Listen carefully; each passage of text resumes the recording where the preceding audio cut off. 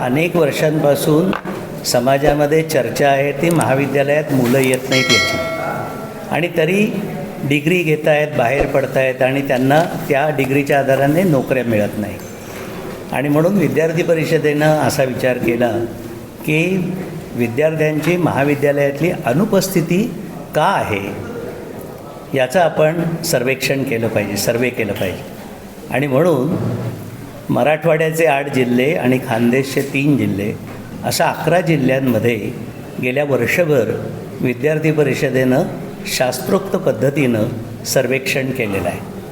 हे सर्वेक्षण करताना विद्यार्थी प्रामुख्याने आणि त्याशिवाय प्राचार्य, शिक्षक, संस्थाचालक आणि विद्यापीठाचे अधिकारी यांच्याकडून आणि पालक यांच्याकडून आपण वेगवेगळ्या प्रश्नावली भरून घेतल्या.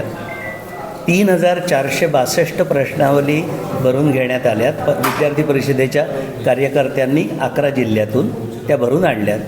त्याचं शास्त्रीय पद्धतीनं आपण विश्लेषण केलेलं आहे आणि विश्लेषण करून प्रामुख्याने या अनुपस्थितीच्या भयावह अशा रोगाची कारणं काय आहे, त्या घटकांना काय वाटतं ते शोधून काढलं आहे.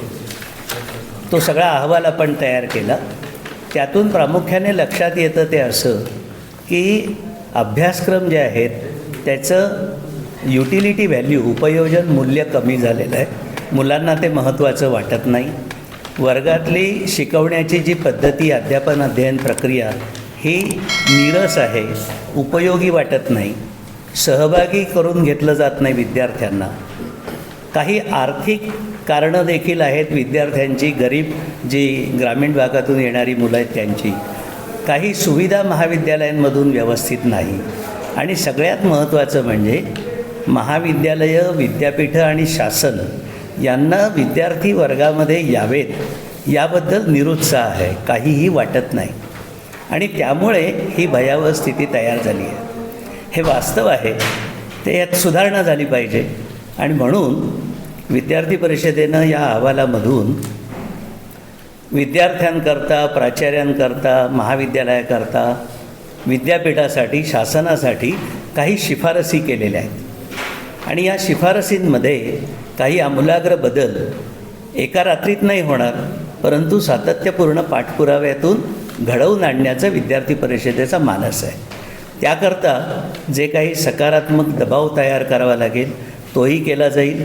आवश्यकता असेल तर आंदोलन केलं जाईल, पाठपुरावा केला जाईल आणि विद्यार्थ्यांना या सगळ्या निर्णय प्रक्रियेमध्ये सहभागी करून हे जे वाईट, विचित्र असं वास्तव आहे ते दुष्टचक्र भेदण्याचा प्रयत्न बाकी कोणी करत नसेल तर विद्यार्थी परिषद जरूर करेल.